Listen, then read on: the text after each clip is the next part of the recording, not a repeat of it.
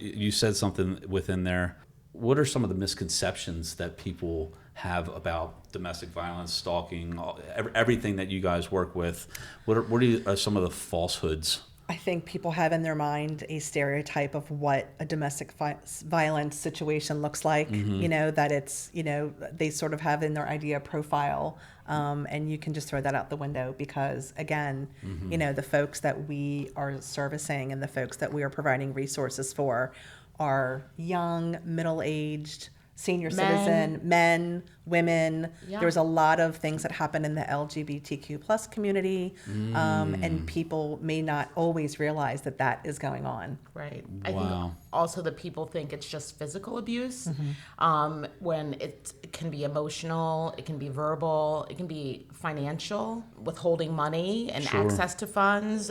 It can be digital. Okay. And so there's certainly, digital. I mean, that's over the past 10, 15 years has definitely opened up a lot of craziness. Exactly. For lack of a better word. So I would say throw your stereotype out the window because it really could be anything, anyone.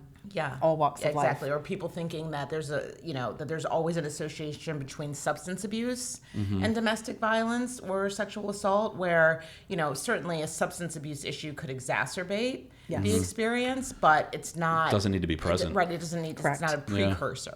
Necessarily. Yeah. And then I think another one that I think is really important to say is that it's all income levels. Yes. People often think every economic background. Right. Yes. It happens to people in a lower economic circumstance, but very wealthy individuals, everyone in the middle, and people that might be using government assistance or whatever the circumstances, are all potentially being victimized by an abuser. And that needs to be really, I think, one of the things that people recognize, that it's not just happening to a certain kind of person that they may think. Sure.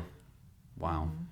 So did you like this episode of the TMA Connection? Well, you might want to check this one out right here. Go ahead, click it.